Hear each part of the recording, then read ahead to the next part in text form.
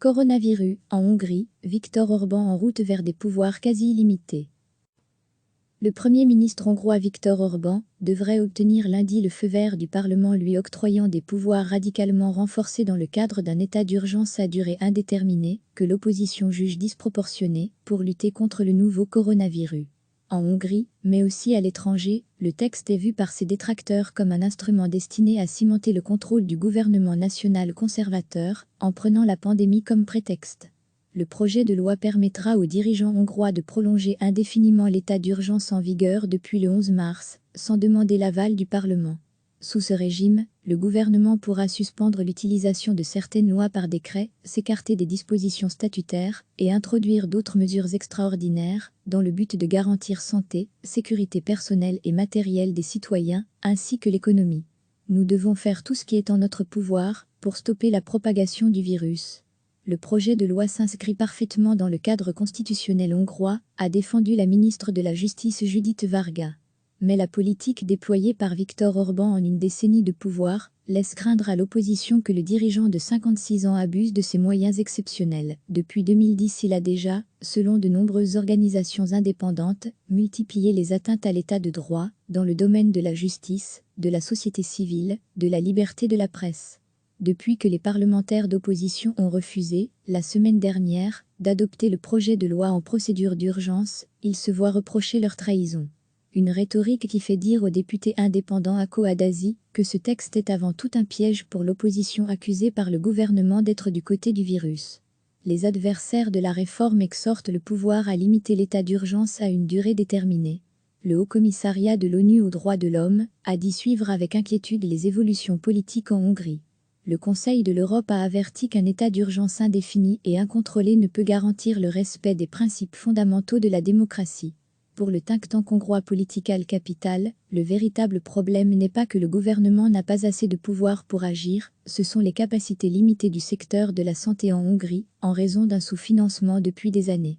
9 organisations de défense de la presse ont appelé les dirigeants de l'Union européenne à s'opposer au projet de loi, qui prévoit aussi d'instaurer jusqu'à 5 ans de prison pour la diffusion de fausses nouvelles sur le virus ou les mesures du gouvernement, alors que la poignée de médias indépendants du pays sont régulièrement mises en cause pour ce motif. Toutes ces critiques combattent des démons imaginaires et ne s'attachent pas à la réalité, a rétorqué Madame Varga. Budapest fait valoir que malgré la durée indéterminée de l'état d'urgence, le Parlement peut retirer son consentement à tout moment et revenir au cadre ordinaire. Mais cette disposition est formelle, alors que le parti Fidesz de Viktor Orban dispose d'une majorité des 2/3 au sein de l'Assemblée. J'ai clairement dit aux gignards européens que je n'avais pas le temps de discuter de questions juridiques sans doute passionnantes, mais théoriques quand il y a des vies à sauver, a pour sa part balayé Viktor Orban.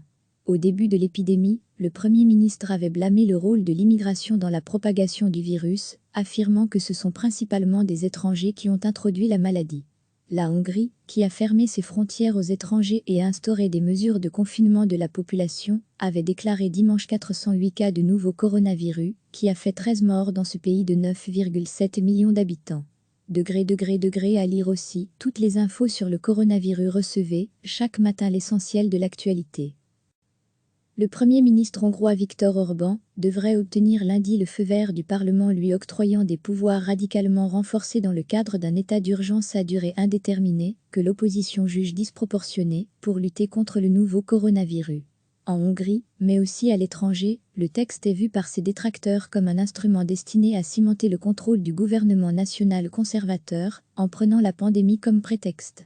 Le projet de loi permettra aux dirigeants hongrois de prolonger indéfiniment l'état d'urgence en vigueur depuis le 11 mars, sans demander l'aval du Parlement.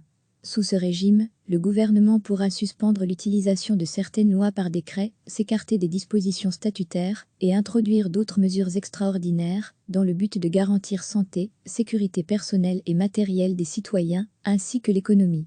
Nous devons faire tout ce qui est en notre pouvoir pour stopper la propagation du virus. Le projet de loi s'inscrit parfaitement dans le cadre constitutionnel hongrois, a défendu la ministre de la Justice Judith Varga.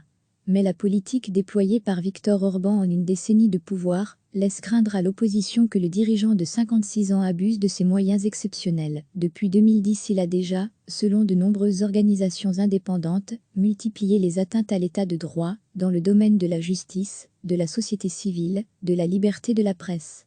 Depuis que les parlementaires d'opposition ont refusé, la semaine dernière, d'adopter le projet de loi en procédure d'urgence, ils se voient reprocher leur trahison. Une rhétorique qui fait dire au député indépendant Ako Haddazzi que ce texte est avant tout un piège pour l'opposition accusée par le gouvernement d'être du côté du virus. Les adversaires de la réforme exhortent le pouvoir à limiter l'état d'urgence à une durée déterminée. Le Haut-Commissariat de l'ONU aux droits de l'homme a dit suivre avec inquiétude les évolutions politiques en Hongrie.